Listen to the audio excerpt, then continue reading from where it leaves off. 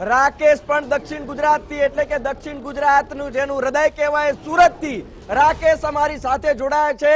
રાકેશ, મધ્ય ગુજરાતનું અમદાવાદ અને ગુજરાતની આર્થિક રાજધાની અમદાવાદની અંદર મોક ડ્રીલ થઈ છે। અમદાવાદવાસીઓ તૈયાર છે, પણ શું સુરત તૈયાર છે? ત્યાં કયા પ્રકારની મોક ડ્રીલ, સાયરન વાગ્યું, કેવા પ્રકારનું એક્શન અને ત્યાં શું અત્યારે લોકોની તૈયારી અને સાથે જ મોક ડ્રીલને લઈને આયોજન?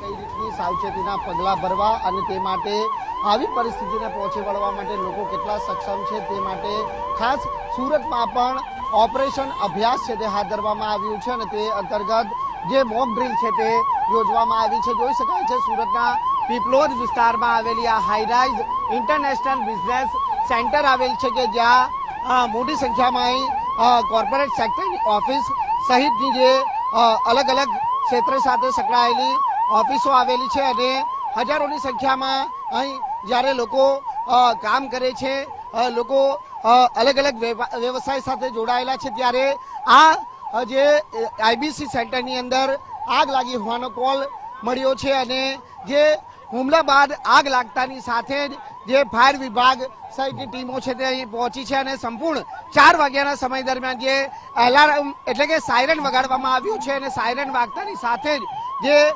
સંપૂર્ણ જે આઈબીસી સેન્ટર છે તે ખાલી કરાવી દેવામાં આવ્યું છે। હાલ કઈ રીતની જે કામગીરી છે પાલિકા કમિશનર શાલિની અગ્રવાલ જાતે અહીં ઉપસ્થિત છે, સીધી વાત કરવાનો પ્રયત્ન કરીશું। સમગ્ર સુરત શહેરમાં સાયરન વગાડવાની કામગીરી ચાલુ કરવામાં આવેલ હતી।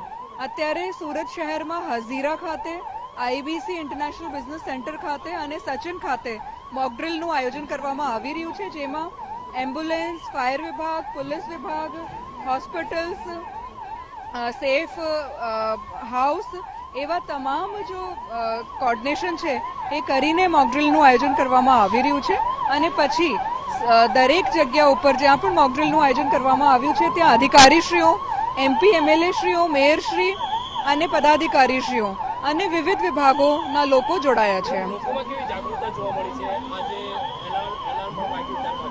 કાલે જ્યારથી આ સૂચના મળી છે ત્યારથી સતત મીડિયાના માધ્યમથી, સોશિયલ મીડિયાના માધ્યમથી લોકો સુધી સતત આ મોકડ્રીલ બાબતે ઇન્ફોર્મેશન આપવામાં આવી રહી છે અને ખૂબ સારું જો અવેરનેસ છે આ લોકોમાં જોવાનું મળ્યું છે। આજે જો મોકડ્રીલમાં ઓપરેશન અભ્યાસ અંતર્ગત સાંજે 4 વાગ્યા સમગ્ર સુરત શહેરમાં વિવિધ સ્થાનો ઉપર આરામ બજાવવાની કામગીરી કરવામાં આવેલ હતી। એક સાથે 49 જેટલા સ્થળો ઉપર અલાર્મ વગાડવાની કામગીરી કરવામાં આવી હતી, જે અલર્ટ સિગ્નલ તરીકે લોકો એમને ઓળખે એ માટેનું મોકડ્રીલ હતું।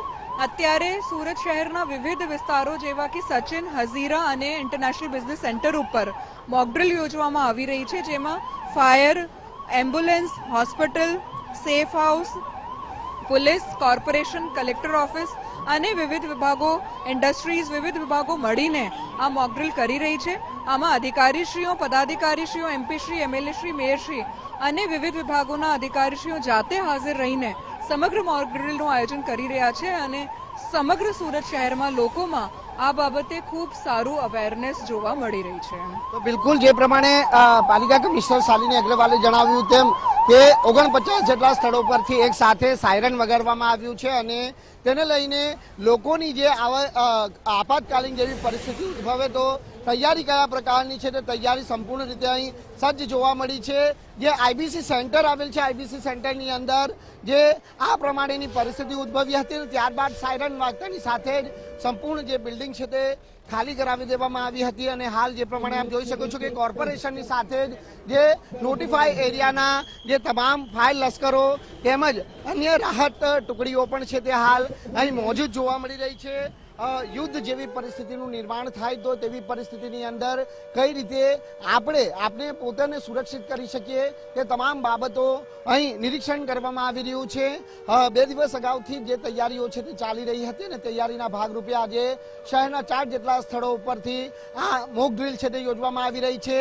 4 વાગ્યાથી 4:30 વાગ્યાના સમય દરમિયાન સાયરન અને ત્યારબાદ છે તે ખાસ કરીને 5:30 વાગ્યા સુધી જે મોક ડ્રીલનું આયોજન કરાયું છે અને સાંજે 7:30 થી 8 કલાક દરમિયાન છે તે સમગ્ર શહેરની અંદર અંધારપટ કરી અને ત્યારબાદ છે તે બ્લેકઆઉટ યોજવામાં આવશે. એટલે આ સંપૂર્ણ એક રીતે યુદ્ધાભ્યાસની જે તૈયારીના ભાગરૂપે આ મોક ડ્રીલ સુરત ખાતે યોજવામાં આવી છે. જી.